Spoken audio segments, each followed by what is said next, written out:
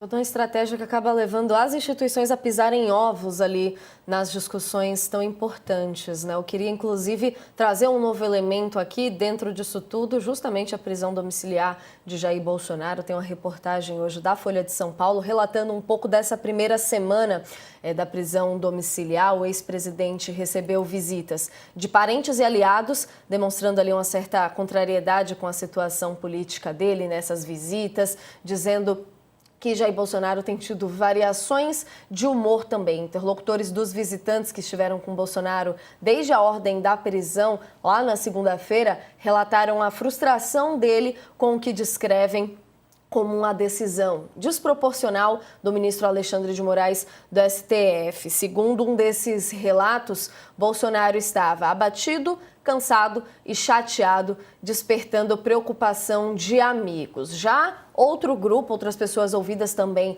pela reportagem, que preferiram não dar os nomes, disseram que o ex-presidente já aparentava estar um pouco mais tranquilo com toda essa condição nova e sem sinais de depressão. Falaram também das crises de soluço do ex-presidente, que já estavam presentes antes da prisão domiciliar, dizendo que continuam sendo um incômodo para Bolsonaro nesses últimos dias, condição essa que impede que ele fala, durma e às vezes também leva a vômitos, é o que relata a reportagem com essas apurações.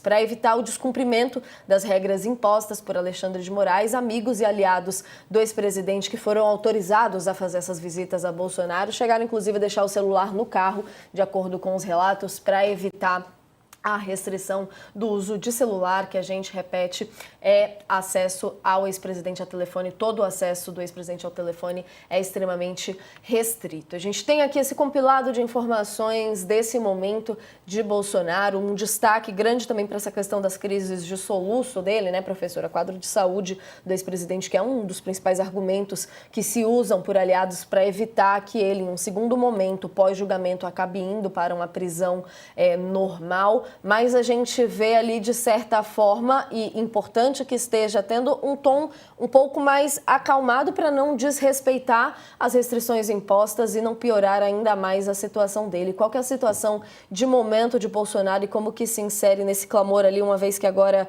a parte da oposição, a disputa da questão de imagens, narrativas, está toda ali aparentemente com os apoiadores no Congresso? É até interessante, né? A gente viu, acompanhou do domingo, que ele depois levou aí à prisão domiciliar, que havia uma atitude de contestação, né? E de desafiar a própria justiça, aí, especialmente o Alexandre de Moraes, e agora a estratégia ser uma estratégia de tentar seguir as regras, tá? Não só na liberação, o pedido de liberação de visitas, né, que era mais restritivo, aumentou aí o leque de pessoas que poderiam visitá-lo, mas todas buscando seguir para evitar que tenha outra medida que seja ainda mais dura. Então, eu acho que é um primeiro passo de e que muda muito do que a gente vinha acompanhando das atitudes, não só do Bolsonaro, mas do grupo mais próximo a ele. Mesmo os filhos diminuíram o tom que vinha dando nas redes sociais. Então, de fato, acho que assim essa situação gerou um impacto muito forte e fez com que eles tivessem aí uma readequação da sua posição. Agora, os relatos vão ser relatos de um lado, relatos de que ele está sentindo isso, acho que esse é um ponto, e de outros relatos que dizem, olha, ele está já de certa forma se adaptando a essa situação. Então aqui é um pouco, acho que também depende do momento em que cada um teve contato com o Bolsonaro, e o grau de relacionamento que tem também com ele. Acho que esse aqui é um pouco essa posição, essas variações acho que vão acontecer de qualquer forma.